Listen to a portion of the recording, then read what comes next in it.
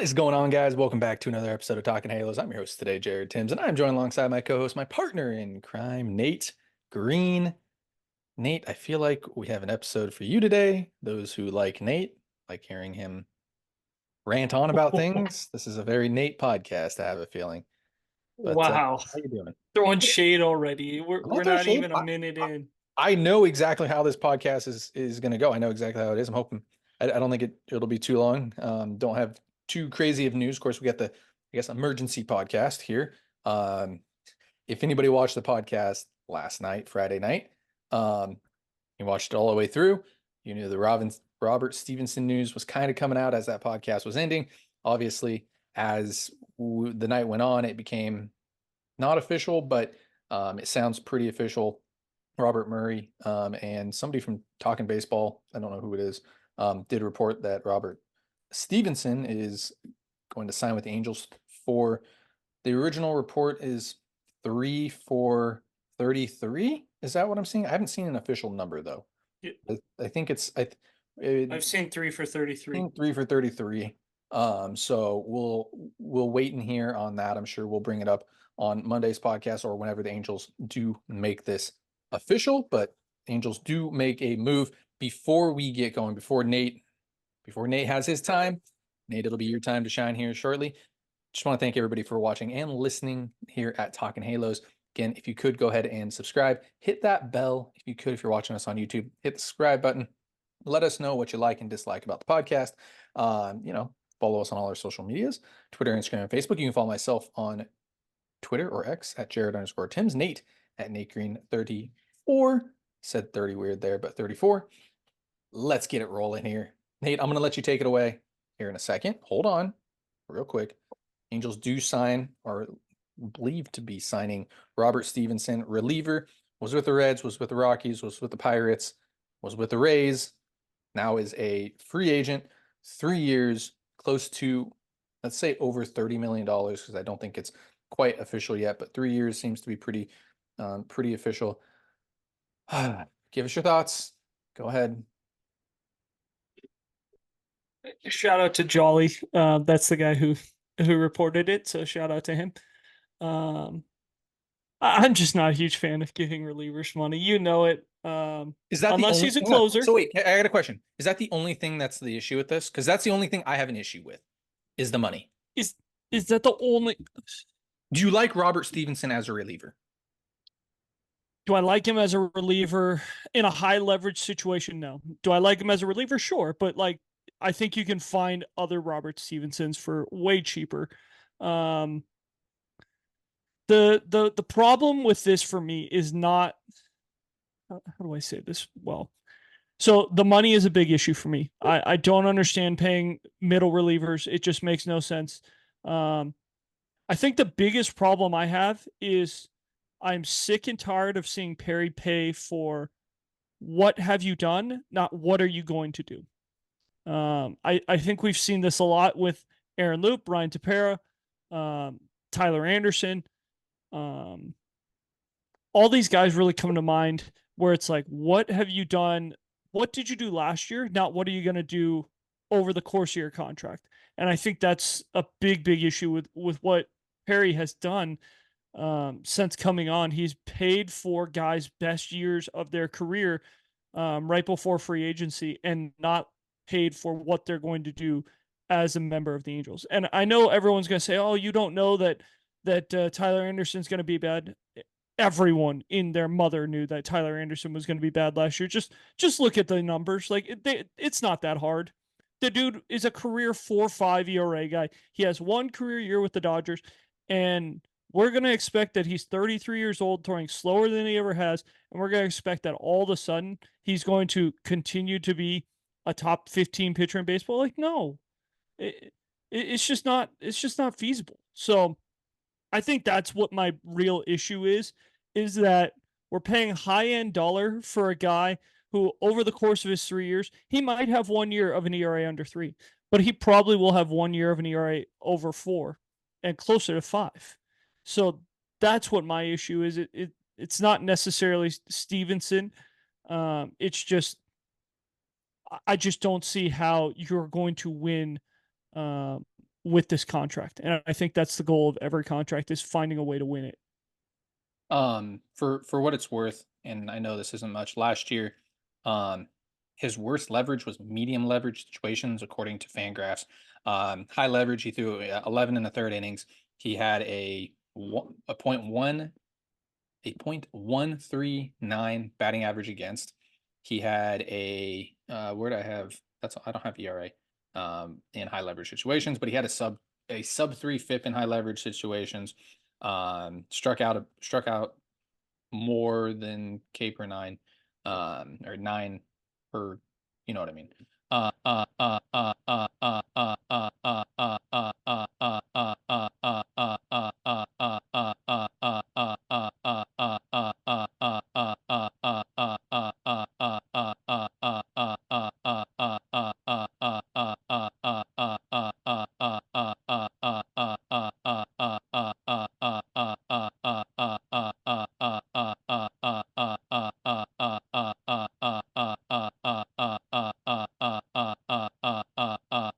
Can you hear me? Did I lose We you? gotta stop this. What do you There got? we go. You It good? just was saying it was just recording you say for 20 minutes. We're still good. We're still recording. I'm still here for 20 minutes. That's all we had was Yeah, now we're good. All right. So I mean, I'll go back to It it. But was did you hear for did like, you hear high leverage situations? I heard high leverage and then you were Yeah. about to say and that's all it kept repeating. Okay, let's go back to high leverage situations then. I apologize for the technical difficulties. High leverage situations, 11 and a third innings pitched. He faced 43 batters, not a lot in the high leverage situations. He had a sub 3 ERA in those situations, 0.139. Biggest thing there is he didn't pitch a whole lot in high leverage situations, more in those low to medium leverage situations. So that is the issue. You did pay him. Why do you think? Why do you think a team that is the smartest team in Major League Baseball decided, hey, you haven't pitched good pretty much in your entire career. You've had one good year before last year. How about we have him pitch in low to medium leverage situations? Like, this isn't rocket science, and the Angels are going to be like, oh, he was great in low to medium leverage situations, a la Aaron Loop, a You gotta la set, Ryan you, Tepera, you got to set the and expectations. Like I agree with you here because like Loop and but you're Tepera not were paying a never. guy $11 million to pitch in low leverage situations. No, That's the no. problem. That's the issue that I have as well, is that you're paying somebody way too much to pitch in the in not the right situations. You're back to this same thing He's again. a seventh inning guy with a 3-run lead. Like, he's not an eighth or ninth inning guy. He's what you were hoping Ryan Tepera was. And you can look at his career save opportunities. He's 3 for 16 in his career. I know a lot of people are thinking this is the new Angels closer. No. I would strongly disagree with that. I would say that it is Esteves' job until proven otherwise. Then Joyce is going to get an opportunity at this. I wouldn't be shocked if Jose Soriano gets an opportunity at the closer's role. I don't think there is a closer. There's not one person on the staff that is the for sure closer. Based on money, Stevenson would be the guy, but I'm just not huge on it. I know he changed his slider to a cutter last year, and that was big, gave him a lot of success. Change the spin. Change the spin. He didn't. It's they rule it as a cutter. It's a He gyro slider. Gyro slider. he throws it harder. Goes Okay, hard. he Yeah. throws it harder.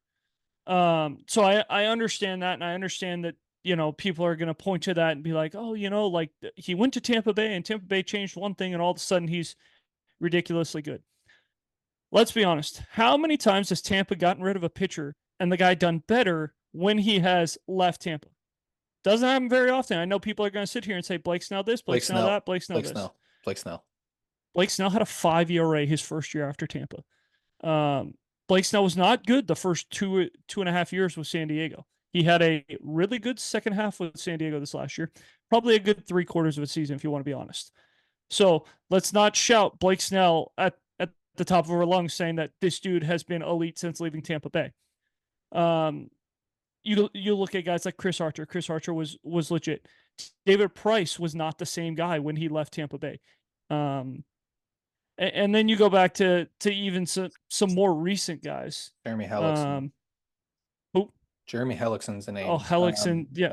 Emilio Pagan, I think, left Tampa and went to San Diego and pitched And was pitched okay, but not the same guy for sure. and then Tampa went does to it. Minnesota and was a laughing stock in Minnesota.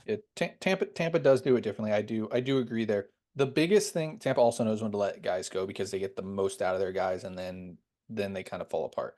Um, the biggest thing, and you bring up a very interesting point. Like I was watching the differences between Stevenson's strikeouts with Pittsburgh last year and Stevenson's strikeouts with Tampa Bay last year. Obviously, he had a lot more at Tampa Bay, but biggest thing that the Tampa Bay catchers, whoever the catcher was at the time, was big glove up in the zone with the fastball, right? Big glove, like we're up in the zone, we're up in the zone with that fastball.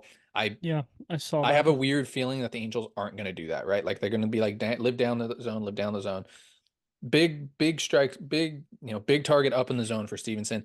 And then even with the modified slider, whatever the gyro Still slider, more cutter, up in the whatever you zone. want to call it, they still even sat up in the zone a little bit, but he had trouble commanding it up in the zone, which worries me just a little bit on that side of stuff. Now, for me, the biggest thing here is the money, right? 3 years for a reliever is a Plus lot. an option. 3 years plus, we don't know what the option is yet, but 3 years, regardless of the option, 3 years is a lot for a reliever. And $11 million a year is a lot for a reliever. Granted, I'll throw off his stats right here. He was a different pitcher from Pittsburgh to Tampa Bay. Everybody explained that to me last night on social media. But Yeah, last yeah. season, as a whole, he had a 3.22 ERA, 1.62 batting average against. He put up a 0.9 Fangraphs WAR. He had the third most strikeouts third most strikeouts in his career. I think he had the highest strikeout percentage in his career. So he had a good year. Now for me, again, am I giving somebody like that 11 million and 12 whatever $1 million he gets per year? Probably not. One of the big reasons too is when Fangraphs and stats prove. I was told that stats. I was told this by a Cubs coach one time that I worked with. Stats only show and prove what is actually going on, right? Like the numbers prove what's going on. So like that's why the numbers matter so much. So he's never been worth, according to Fangraphs, Fangraphs says a win is worth $8 million. He's never had been a Yep. 1.0 WAR pitcher. I know that probably doesn't mean a whole lot, but to give somebody more than what a win is worth is a lot for me. Now, if the Angels would have given him Ryan Tepera money, I think we're kind of having a little bit of a different conversation here.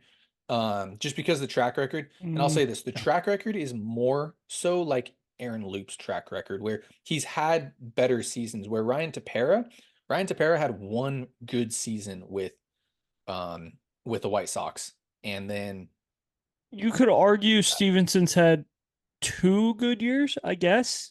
I'd say he's been like if you look at his ERA by season, like I would consider it like he's good, he's bad, he's good, he's bad. So Cincinnati, he was a little bit of a starter here trying to find his role. First year 6.08 ERA, brought it down to 4.68.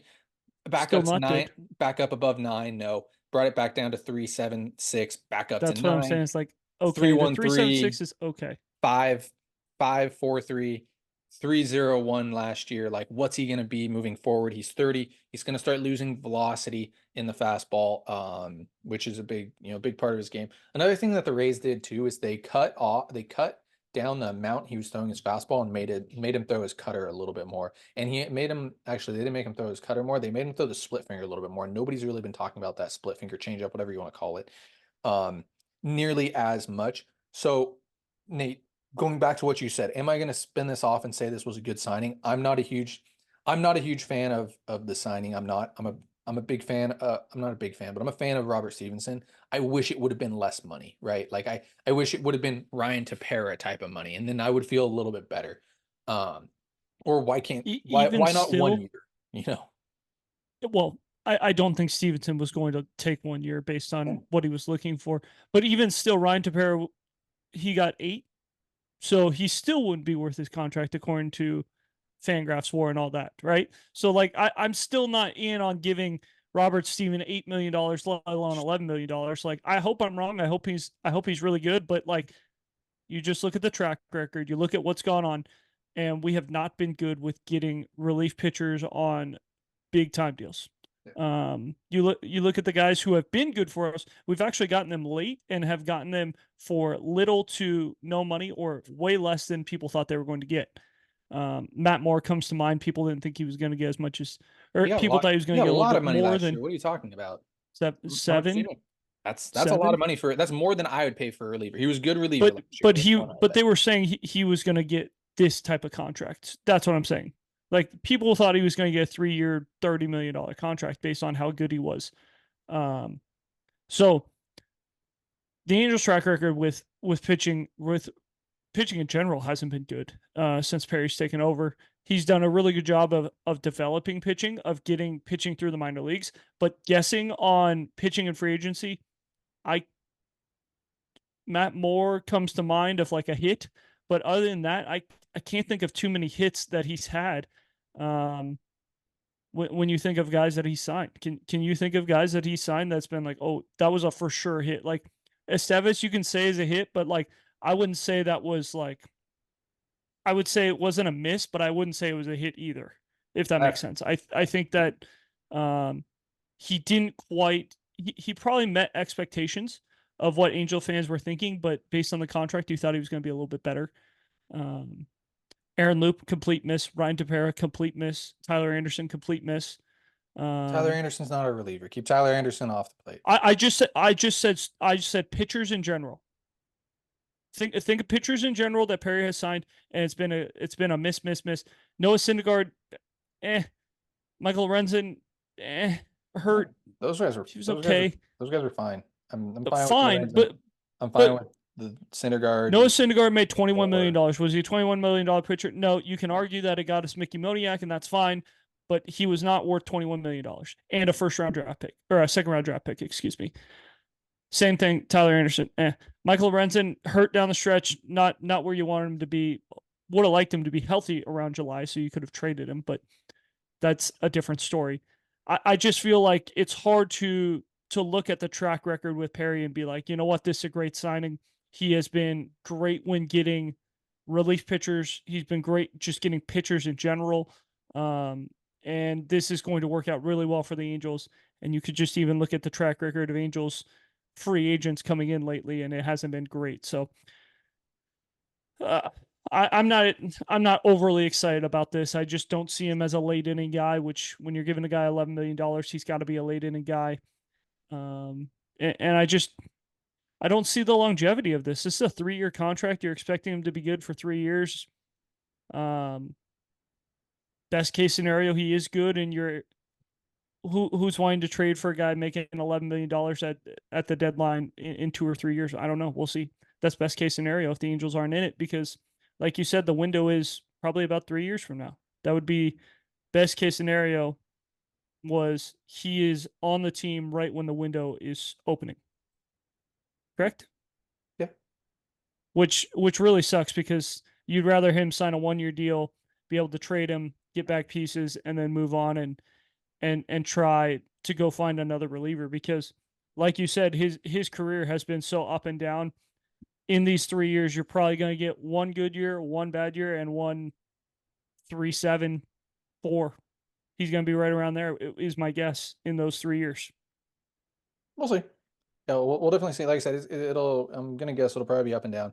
For me, at the end of the day, this isn't the way the Angels had built this bullpen before signing Stevenson's the way that I, would have been building this bullpen. I'm not saying to pair and loop, but like this year, I did like the way the Angels are doing it. Keep those signings under $5 million.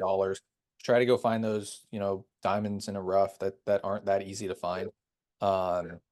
Because you're going to have to pay a lot for an established guy like this. I mean, we saw how much Josh Hader got. So yeah. With that being said, I know we've been negative, not huge fans of the dollar amount. I like Robert Stephenson. I think he's fine. I wouldn't give him that amount. I know there's the California tax that you have to pay guys and things like that, but I just think that building bullpens, it's so volatile. It's so hard to build a bullpen. To waste money like this is tough for me. So Well, especially looking at other teams and how they do it. Like, does Tampa spend any money on the bullpen? No. Tampa's that's the thing between the Angels and Tampa Bay, and the Angels and the Dodgers and the Angels and good teams, is that those teams, yes, okay, the Dodgers have spent more, but let's focus on Tampa. Tampa focuses all of their efforts in player development, and that's what makes them good. The Angels don't do that, right? So like exactly what I just said about how the catcher sets up and knowing what Robert Stevenson's weak or strengths are and weaknesses are and going towards his strengths, that's what Tampa was able to establish. You look at the Pittsburgh Pirates, they don't do it. There's a reason why they didn't go to the playoffs for 20 straight years, you know? The Dodgers, where do they put all their money? They put all their money in player development. And that's what makes good teams nowadays. It's not buying teams by any means. Like you look at San Diego trying to buy teams. The Angels have tried to buy teams. There are so many teams out there that try to buy teams, and that's not the way it works. Even the Yankees of late, right? Like as much money as they put out there, the Mets, another perfect example. But the Yankees, if the Yankees right now are a perfect example. Like with how much money they have always put out there, they're a very good development team, but there's a reason why they haven't won a World Series in such a long time. Same thing with the Mets. There's a reason why they haven't won either. Like there's a reason why the teams that are winning World Series are very good developing teams at the end of the day. So yeah, I don't blame the money that they're putting in the free agents. I blame the lack of money that's being put into the Angels development. With that being said, the Angels bullpen is kind of I'll say it's kind of fun when it comes to the velocity side of things. The side of things, it's something that we haven't seen um ever by the Angels, and it's a lot. I know this doesn't get wins and this doesn't push towards the Angels getting wins, but it's a lot more fun and a lot better of a bullpen when you have guys that aren't 90 to 93, 94. Like, yes, every good bullpen has a Jimmy Herget, has, you know, that soft tossing Adam Kolarek lefty type of guy that throws it off. But you also have like look at look at the Astros and what they were throwing out there. 7, 8, and 9. When was that? In 2022 when we raved about their bullpen. Like you're throwing out Presley's not overly velo wise, but he's all right. I mean, he's 95 to 98 with a disgusting slider, so he's better than most, right? I mean, you look at the Angels, you have Ben Joyce, average fastball velo 101, Jose Soriano 99 miles an hour, Estevez sits at 97, Luis Garcia, who the Angels brought back, sits at 97. Robert Stephenson sits just under 97. Kelvin Caceres, who I don't know if he's going to make the team, but sits right at about 97 miles an hour. So that's a lot more fun. I know fastballs are, you know, easy to time up and you need a secondary pitch. But like if there's one thing that's nice that the Angels are starting to do now, it's add velocity to the bullpen, and that was something that I thought they were missing for a long time. You know, it's a lot easier to hit 91 to 93. Well, I don't know if I even agree with what I was going to say there. Is it easier to hit 91 to 93 with movement, so Noe Ramirez or Jose Soriano or let's say Shohei Ohtani's fastball that's not really a good fastball. I know I have to bring up Shohei Ohtani, but Shohei Ohtani can kick it up to 100, 101. That's just flat fastball. You know, is it easier to hit, you I know? think it's way easier to hit a flat fastball. Yeah, It's okay, easier to hit that's a fine. flat fastball. You just time that thing up. Guys see the ball out of the hand a long time. It's a lot easier. But I am just for fun looking at teams bullpen wise last year. Dodgers best WAR in baseball from the bullpen. Baltimore number 2, not overly expensive with the bullpen. Philly was number 3. They not really overly expensive with the bullpen. Miami number 4, Cincinnati number 5, Seattle number 6, San Francisco, Tampa Bay, Toronto, Atlanta. It helps. It You're helps. not seeing I'll say this, it helps when you're winning games, right?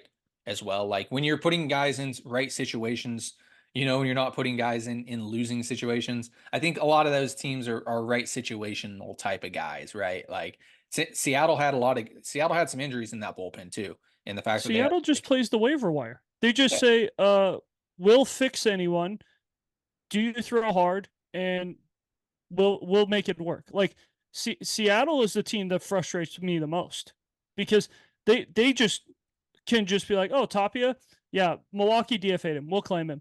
All of a sudden, one of the best relievers for them. Yeah, they traded for the San Diego kid. Yeah, they traded one of their best relievers away in the middle of the season, and their bullpen got better. They traded one of their best relievers before the season, and their bullpen got better. Like it just makes no sense. They're trading bullpen pieces for starting position players, and getting better in the bullpen. It's just mind boggling. And we're over here spending $11 million, $8 Well, million on Aaron Loop, you know, 7.5 on you know Ryan what? Tepera, and I, they're not performing. you prove my point. Well, you prove my point exactly, right? Seattle's been very good at development. Like it goes back to my argument from the entire like Angels issue. It's not Perry, it's not this, not that, but it's development. Like you need to put more into development, like at the end of the day. And it sucks not seeing that. So you got any final thoughts before I let everybody go?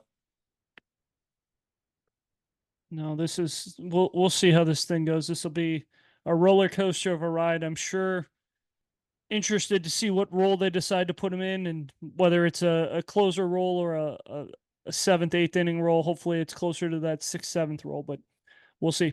Yeah, I'm excited for the fastball velo. So, guys, with all that being said, thank you so much for watching and listening here at Talking Halos. Go ahead and follow us on our social medias. Go ahead and hit that subscribe button if you have not already and you're watching us on YouTube. Hit that bell as well. Leave a comment. Let us know how you feel about this signing.